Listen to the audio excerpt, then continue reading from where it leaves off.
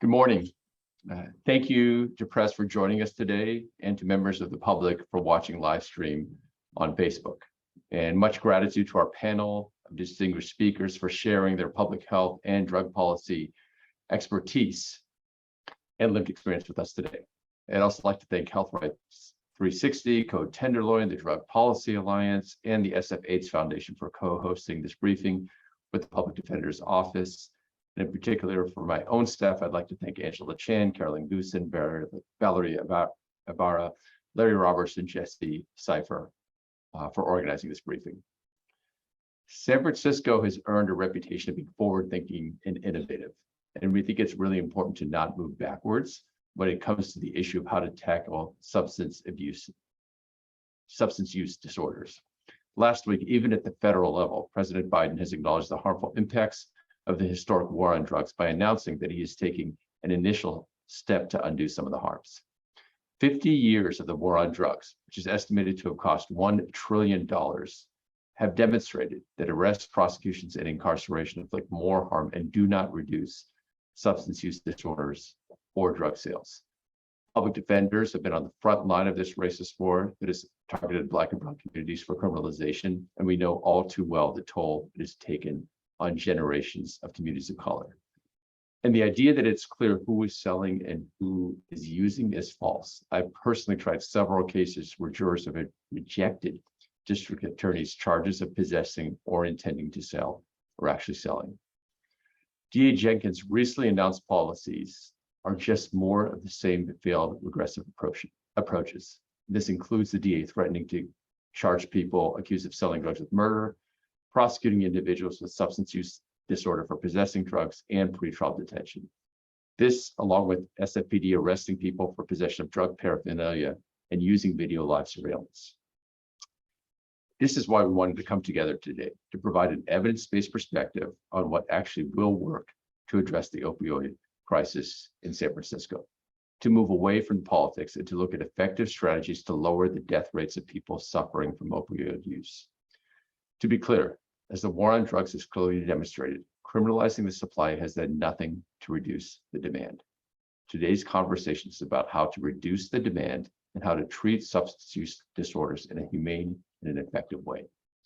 We want to ensure the press has access to this rich array of public health experts and community partners when covering this issue. Please note that Jesse Seymour, our public relations officer, will be collecting questions for the panelists at the end from press via the chat box. And now I'd like to introduce our first speaker, Leo Boletski, Professor of Law and Health Sciences, Northeastern University, who will give a brief history of the origins and impact of the war on drugs in this country. Thanks so much, and thanks for having me. As noted, this is a very timely conversation, a conversation that's happening all over the country, and I think San Francisco has a special place as a laboratory of innovation.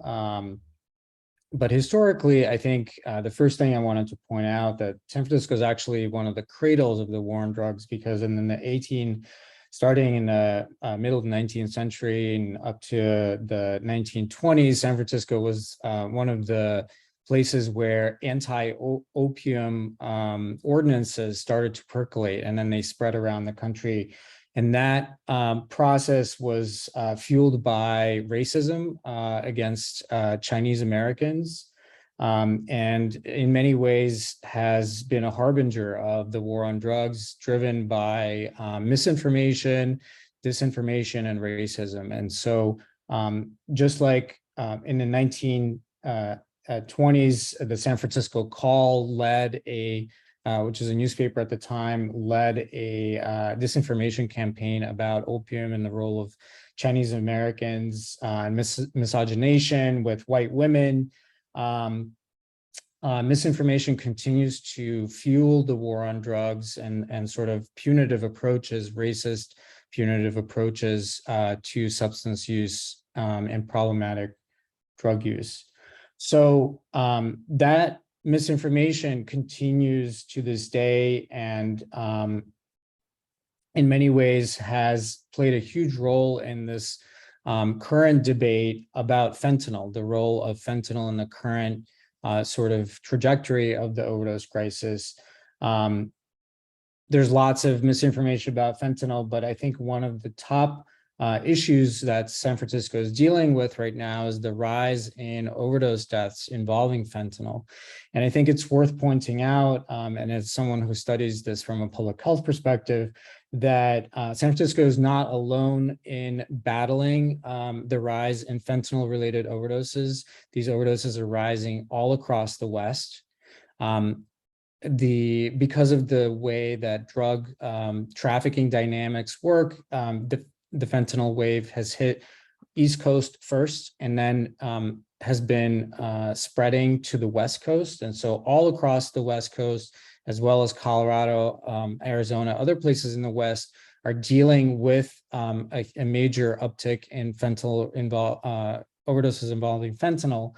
And this really highlights the kind of the blame game that's being inappropriately sort of the blame being placed at the feet of drug related prosecutions in San Francisco has very little to do with the a rise in fentanyl related overdoses. As I said, these are rising all over the West, regardless of the policies that are being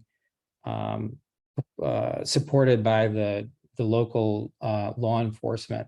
I think it's also worth pointing out that in San Francisco, the idea that somehow there was a pause in the war on drugs is also misinformation, because the federal initiative for the Tenderloin, which involves 15 local and federal and state law enforcement agencies, has been in place since 2019. I'm going to just put something in the chat about that initiative. This is a very intensive drug law enforcement initiative in the Tenderloin and surrounding community and surrounding areas in San Francisco. And so the idea that somehow the former DA's policies caused a complete stop to drug law enforcement in San Francisco is just not true. The final thing that I'll say is, from an empirical perspective, these kinds of interventions, these law enforcement interventions, do not actually dismantle, as kind of the go-to term that's used, dismantle drug trafficking organizations. These organizations have proven to be very resilient, and by attacking supply, what ends up happening from an empirical perspective is that drug markets mutate, and they oftentimes produce more violence and increasingly compact and more potent drugs. So this is the so-called iron law of prohibition, which drives increased harm, increased violence in drug markets as a result of crackdowns. And so the kinds of rhetoric that's being thrown around right now in San Francisco is likely to actually fuel the problem that is being purported to be solved. And I'm happy to answer questions. Again, from an empirical standpoint, I will put some information about these issues in the chat for those who are interested. Thank you. Thank you so much, Professor. Really appreciate that perspective that you put in, the historical perspective you provided. Our next speaker is Laura Thomas, Director of the HIV and Harm Reduction Policy with the SF/AIDS Foundation, and she is going to share her expertise on efforts to treat substance use disorders as a public health crisis in San Francisco and in California, and the challenges that she's faced. Yes, thank you. Can you hear me okay? And thank you to Professor Boletski for laying out the information about the history of the war on drugs, particularly here in San Francisco, where, as he described, the first law prohibiting the use of a substance and criminalizing the use of a substance happened here in San Francisco, and it happened in a context of racial control and xenophobia in particular. And I think we can't avoid the echoes of that in what is happening now in San Francisco. So as the public defender said, I work for the San Francisco AIDS Foundation. We're celebrating our 40th anniversary this year. In addition to HIV testing and treatment, we also provide harm reduction services, syringe access, overdose prevention. We provide hepatitis C testing and treatment. We provide substance use disorder treatment through our Stonewall program, and including contingency management through our PROP and PROP for All programs. So we are a treatment provider and a harm reduction provider. And in particular, we see the impact of criminalization of drug use on our program participants. And we see the way in which increased criminalization, incarceration, affect their health and well-being on a daily basis, and whether that is, needing to rush their substance use, hide their substance use, spending time in jail, having a criminal justice history. All of these things make it harder for them to stay safe, harder for them to achieve recovery. And, just again, to echo some of what Professor Boletski said, fentanyl is very much a symptom of prohibition. It is not the cause of the overdose crisis as much as a symptom of where we are and what our drug policies have led to.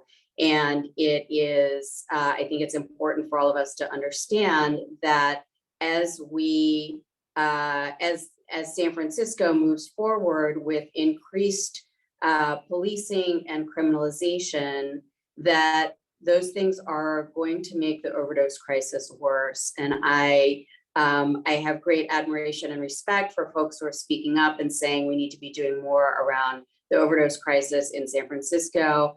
I really appreciate all the folks who are saying we've lost too many lives. That's absolutely true. And I really appreciate that. And we need to keep saying that. But my big concern is that we can't say we need to do something about overdose and then begin or continue with policies that just make it worse. So some of the things that we know increase people's vulnerability to overdose are aggressive policing, stigma and criminalization so that people hide while they're using substances, incarceration. The first 72 hours after release from incarceration are the most dangerous time for anyone who's using drugs in terms of overdose, and coerced treatment as well, and enforced abstinence will also make people more vulnerable to overdose. So in time, it's facing a loss of some really essential treatment beds, including some of our very necessary dual diagnosis beds. We know what does address and prevent overdose fatalities, and that's where the public and the people in the harm reduction world have the tools as opposed to the criminal legal system. We need to disinvest in what does not work, and that's the criminal legal system. And policing, we need to invest in what does work. So supervised consumption services. The Department of Public Health rolled out an overdose prevention plan last week that has some really stellar recommendations that are very evidence-based. We know that increasing access to treatment, such as Envision through mental health SF, we need to continue to invest in mental health SF and continue to expand those services and make them more accessible, including linguistically accessible. And we need to, in particular, provide housing first. The crisis on our streets is as much a housing, is entirely a housing crisis and not a substance use and mental health crisis, in that people would have very different experiences if they were housed. So I will stop there, but I'm very happy to answer questions about this at the end. Thank you so much, Laura. Really appreciate that perspective. For those who've just joined us, I'm Manoj Raju, the San Francisco Public Defender. And thank you for joining this press briefing. Next, we have Dr. Randolph Holmes, Medical Director of the Los Angeles Center for Alcohol and Drug Abuse, a drug treatment program focused on homeless and recently incarcerated people, and the Chair of Public Policy for the California Society of Addiction Medicine. Dr. Holmes will speak about what medical research shows actually works to address addiction. Thank you all for having me, and I appreciate everyone being here. When we talk about overdoses, we're talking really about two classes of drugs. We're talking about opiates, which for the most part is fentanyl, and we're talking about stimulants, which for the most part is methamphetamine. So we do see some opiates, opiate overdoses with heroin and pain pills, but about 70% of the opiate deaths that we're seeing now, the overdose deaths are due to fentanyl, and the same with stimulants. We see about the majority of the deaths related to stimulants are to methamphetamine, some with cocaine, but for the most part, we're talking about fentanyl and methamphetamine. And the medical community has a number of treatment options that we offer people, and we try and encourage people to take advantage of. As far as the fentanyl, the opiates, there are 3 drugs which are now approved by the FDA. The first being methadone, which we all know about. It's been around more than 40 years, prescribed in a methadone clinic or opiate treatment program. They're called narcotic treatment program, given daily as a liquid. Very effective at reducing. We see about a 50% reduction or more in overdose deaths in people who are on methadone. And the data has been very clear that this is a very good drug, kind of our gold standard, used in pregnancy as well as in non-pregnant people. The next drug is a drug called buprenorphine. We've probably heard of the name Suboxone. It's a tablet or a film. It's also available as an injection, but you put this under your tongue, let it dissolve in your mouth. People take it every day, sometimes several times a day. It can be dispensed and given as a prescription. You can pick it up in a pharmacy. It's covered under all the state Medi-Cal programs and whatnot, so the cost is not an issue. Again, the data is very clear that we have a greater than 50% reduction in overdose deaths in people who go on these medications. They really greatly improve our ability to treat this condition. The third drug for opiates is usually an injectable, a drug called Naltrexone, which blocks the effects of opiates. It's also available in a pill. Usually we use it as injection once a month. Very effective in treating, and we use this a lot in our population of people coming out of incarceration.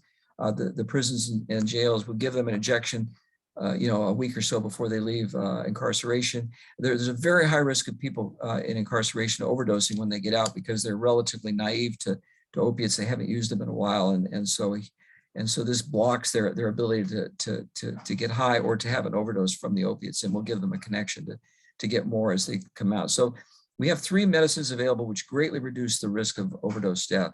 As far as methamphetamine, we don't have any current FDA-approved medications. The most effective treatment is a treatment called contingency management, which is done in a group setting. This does not have to be done by a physician. Treatment programs use this. It involves a reward system for behavior. People come in a group and they do usually a urine drug test, and if they're negative for methamphetamine, they're given a reward. And surprisingly, it works very well. Again, tremendous reduction in methamphetamine use. The data is very clear. This has been used in the Veterans Administration. A lot of our studies on use of contingency management and other behavioral things come out of the VA. They've been using this for some time. We're starting in California. The governor signed a bill to allow programs to be developed. We're starting to phase this in here in Los Angeles County, using contingency management to treat stimulant use disorder, which is actually a larger problem in our patient population than our opiates. And we do see a number of people dying from various cardiac complications from methamphetamine. So I'm happy to take any more questions, and I really appreciate everyone being here and looking forward to some questions. Thank you. Thank you so much, Dr. Holmes, for that perspective from the medical field. Our next speaker is Dell Seymour, founder, co-tenderloin, and community leader in the Tenderloin. He's going to share his personal experiences with the war on drugs. Hi, good morning. Thank you for making the invite for me this morning. I appreciate all of this. You know, when I first heard the newly used term, war on drugs, it sent shivers up my spine, as they say. I'm sitting here this morning as a veteran of the war on drugs in the 80s and 90s in San Francisco, in the Tenderloin. I've been in Tenderloin 38 years, spent 18 years heavily addicted to crack cocaine. I have 14 felony arrests in my record for selling and using crack cocaine. I don't believe any one of my arrests was over $5 a product. The repercussions I have from those 14 felony arrests, I recently tried to buy my first home after being in recovery for 14 years. I was rejected by the first 3 lenders, not because of my credit rating is 775, but because of my drug arrest. And I finally found the 4th lender who agreed to mortgage my home, but at a very high interest rate. So these things don't go away. We would think they will go away, they don't go away. So I definitely I'm not good with that term or even that strategy. Now I am good with fighting fentanyl. Call it whatever you want. We need to fight fentanyl.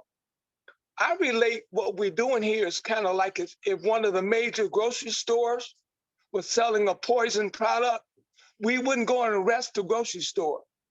I mean, we wouldn't arrest the customers coming out of the store with that poison meat. We would arrest the grocery store. In the same term, we need to make our enforcement efforts against the major distributors. And with all of our investment in our police and our investigators, our fellow people, we should know who those major distributors are.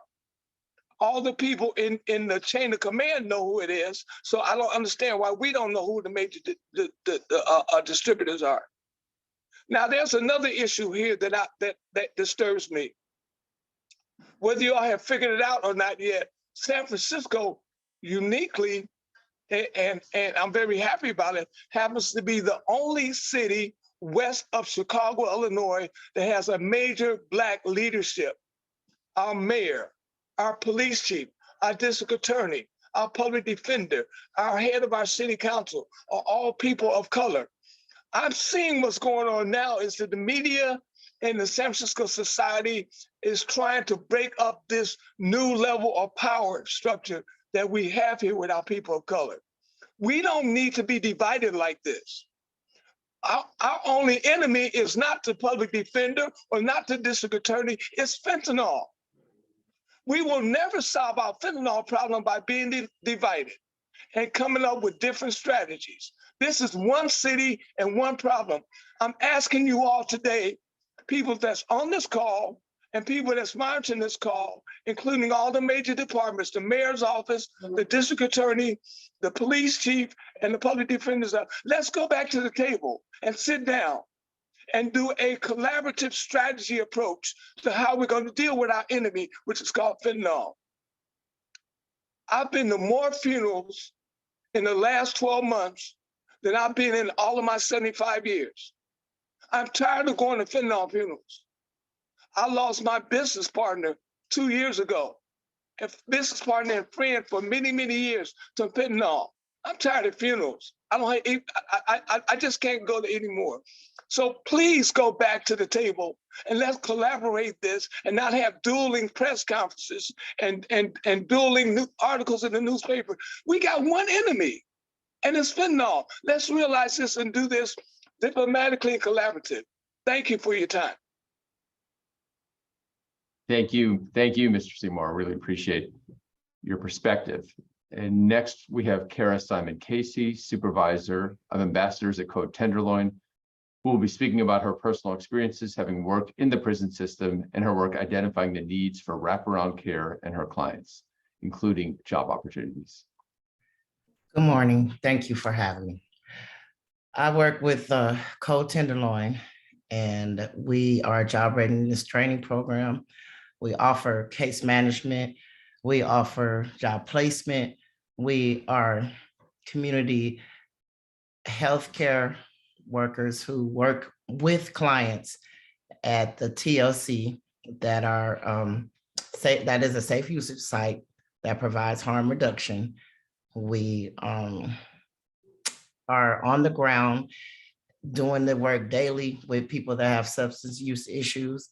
And we've seen that with the care that we provide, we haven't lost one life, one soul, not one soul, where we are saying we are not advocating the use of drugs. We're advocating safe use, harm reduction, and abstinence is not for everyone. So we do know that. So we just want to provide safety.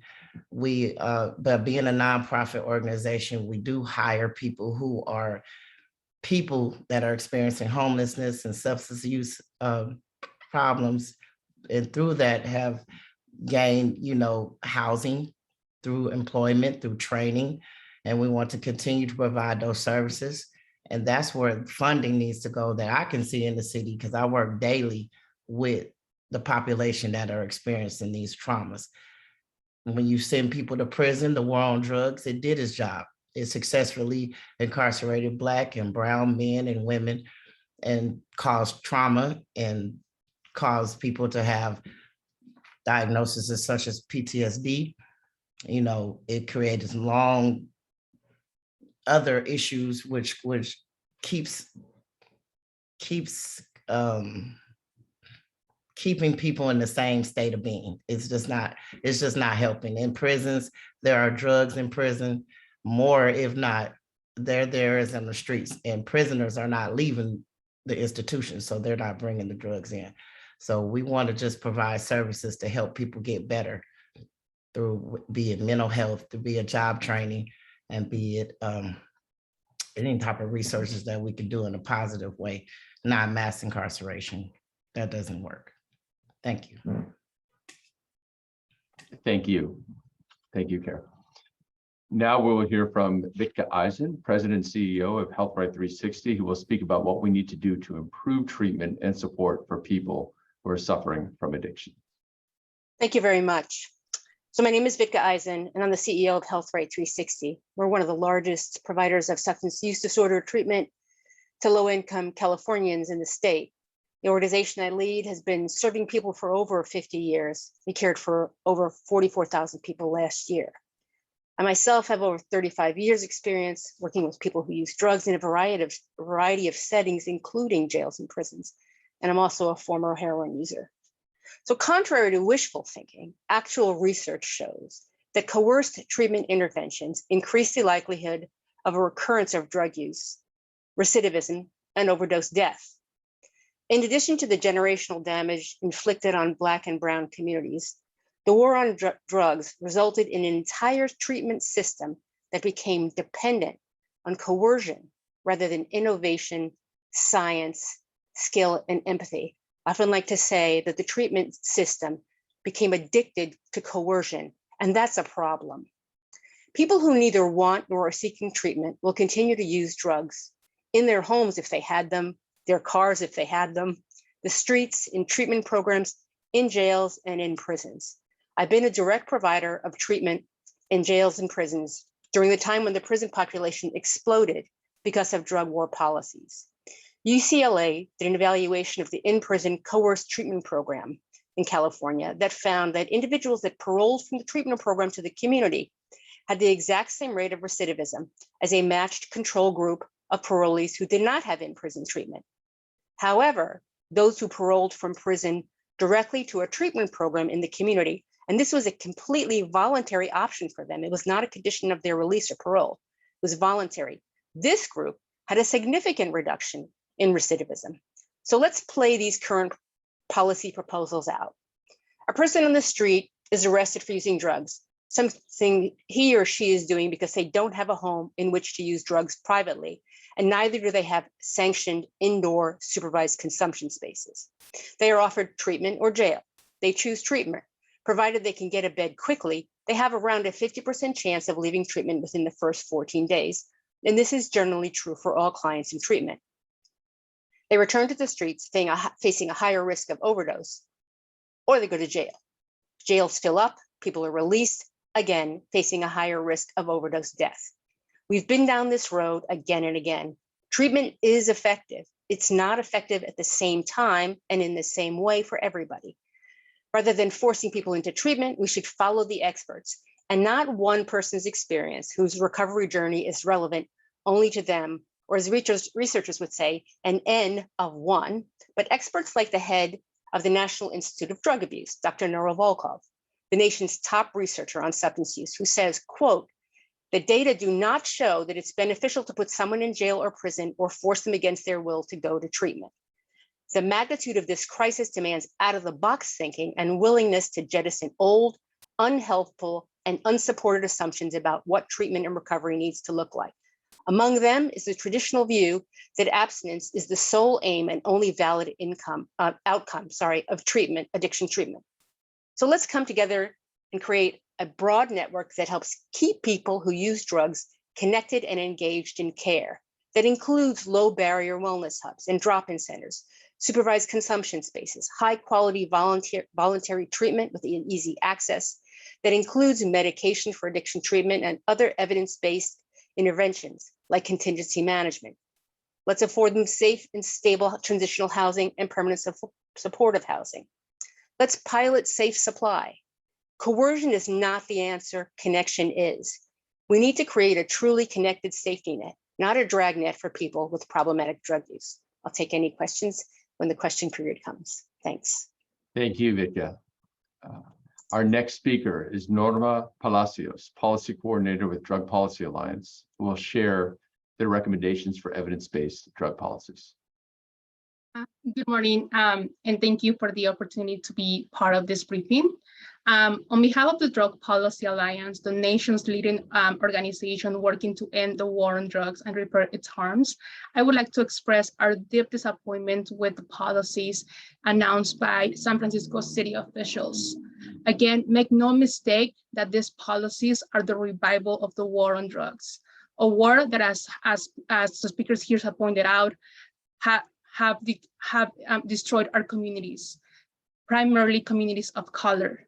The evidence points in the opposite direction, that escalating drug enforcement will intensify rather than help address the overdose crisis. San Francisco must adopt proven measures to help address overdose fatalities and to improve community safety. Some of those measures include funding community-based harm reduction services, including syringe service programs. Those programs should be funded at a much higher level scale and be allowed to provide drug checking services to test the substances for their clients in order to reduce overdose risk. Now is the time for San Francisco to deliver on its promise and establish overdose prevention programs. New York City has paved the way, and the results of the two sites have exceeded the expectations by saving the lives of approximately 500 individuals. Harm reduction services should also be expanded to include voluntary treatment on demand. Anyone who wants to take the next step in the recovery should be able to access treatment in their own community. Treatment options should be client-centered, must be evidence-based, must be affordable, and most importantly, must be culturally sensitive and tailored to the needs of its communities. We have to realize that the conditions that we see on the streets of San Francisco is something that didn't happen overnight, but it's the result of massive disinvestments on the needs of its residents. And if we're serious about seeing a change, San Francisco must make substantial investments on the whole person's care, ensuring that people have access to permanent supportive housing so they can retain employment and follow up with their treatment.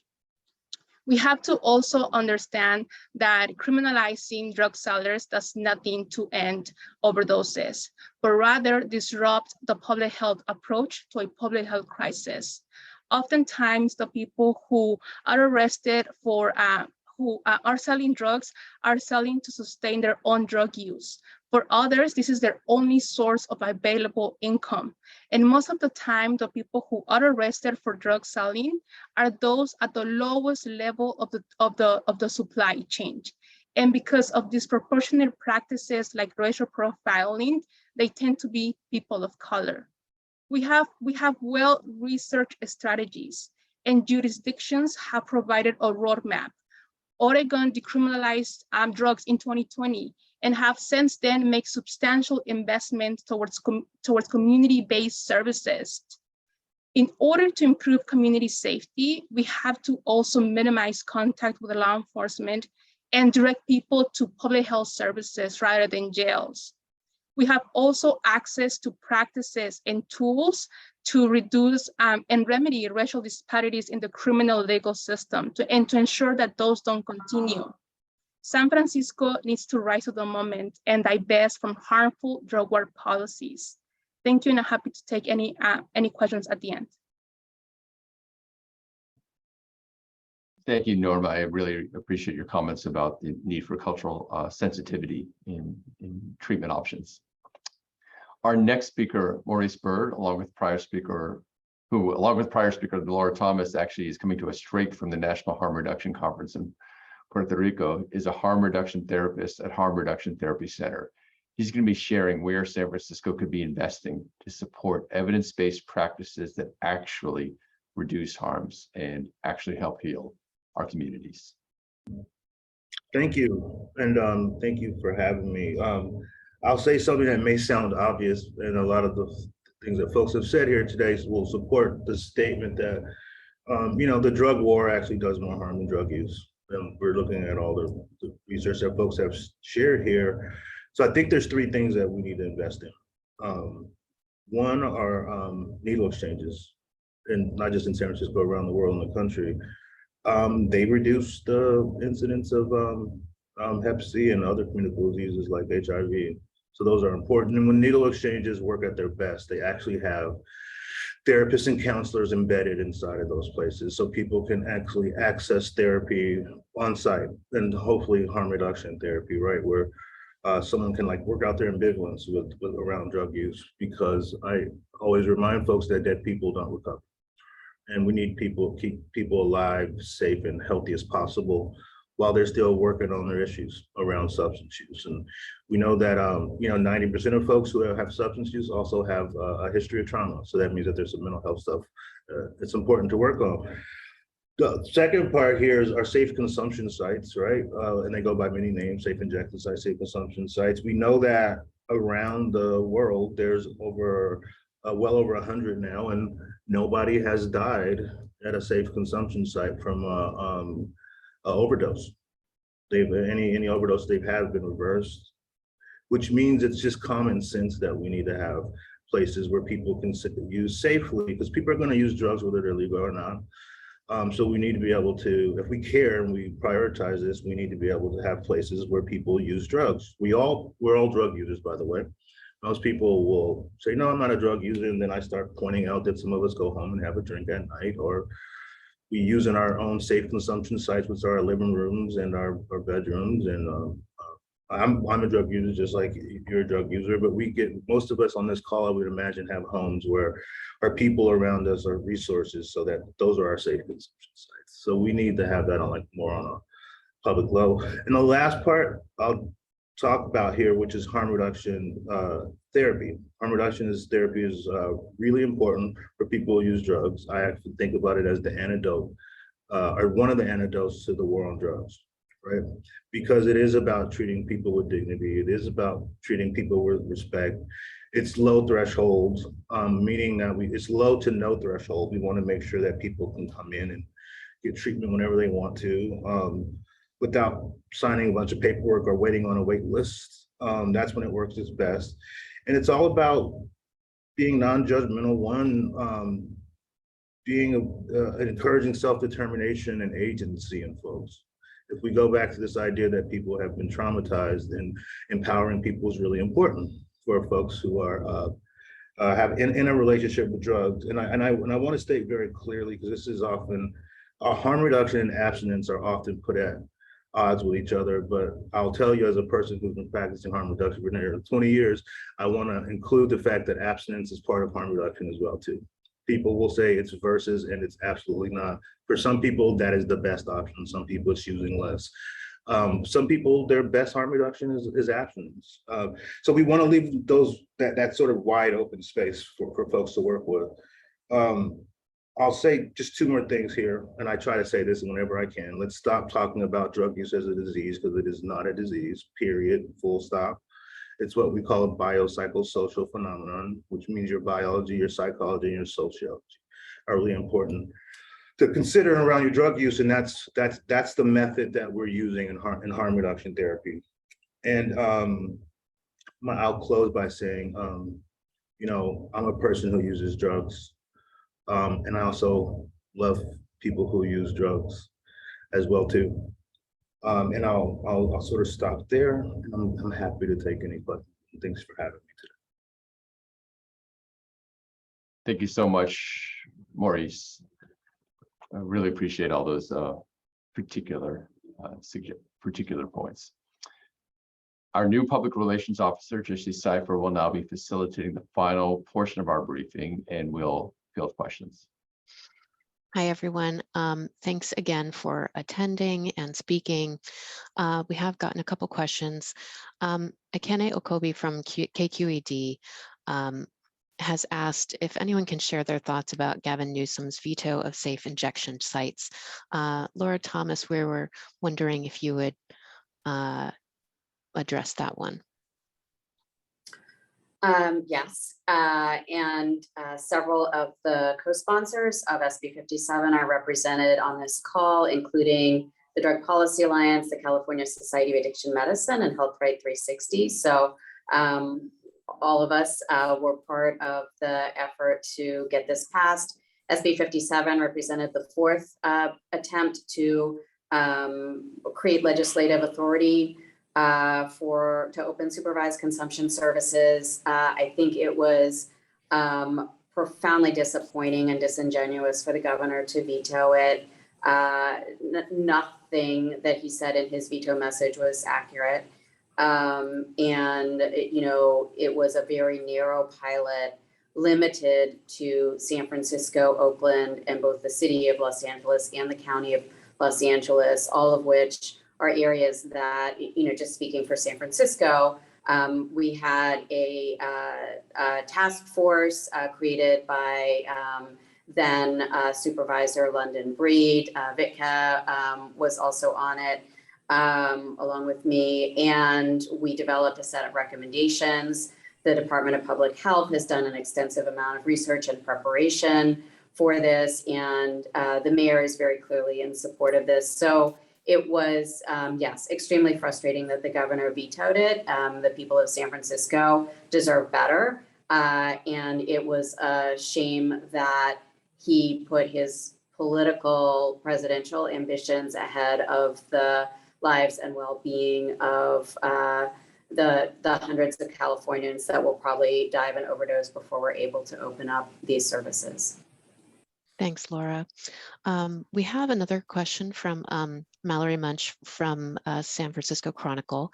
I'm going to start with the first question. She says, can you speak to the availability of substance use treatment in jail or for people diverted and or ordered into treatment from jail in response to what the mayor and others said last week?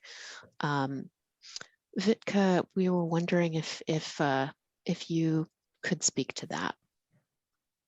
Yeah, thank you. I can't speak. I believe that the Sheriff's Department does have treatment, behavioral treatment available in jail, in addition to medication for addiction recovery services. In terms of referrals from jail, that's, the challenges to treatment on demand is that there is insufficient, it's not just an issue of insufficient beds, but there's also an issue of insufficient funding, which results in a staffing crisis. So there are programs that are unable to fully operate fully because they don't have the staff to be able to do them. I think many of the, particularly some of the residential treatment programs and the outpatient programs around the city have really struggled with being able to staff. So where I believe that there is a will and desire on the part of the city and on the part of the health department to have easy access treatment, I think the challenge has been most recently first COVID and then post-COVID has been the adequate funding to fully staff and offer the workers in the nonprofit sector a parity wage. Great, thank you. And I think in the interest of time, we are going to have one more question and trying to give as many reporters a chance as we can. I'm going to turn to David Greenwald. His question is, can someone address the effectiveness of drug overdose as murder charges? Norma Palacios from Drug Policy Alliance, we know your organization has put out research on that topic. Can you please address that? Yeah, thank you so much. Yeah, so Drug Policy Alliance released a report in 2018, specifically on this issue, right? And just addressing the harm of drug-induced homicide laws, right? And what the findings demonstrate is that these laws, right, are counterproductive to reducing drug use and drug availability, but rather, right, it minimizes the chance that a person would call 911 in the case of in case someone is experiencing an overdose, right? And so, and the other thing is that that again we have to emphasize here that this type of enforcement, right, it also disproportionately impact communities of color, and just going back to, you know, addressing drug use, and in order to reduce drug overdoses, we have to adopt proven measures that are evidence-based and are done through a public health lens.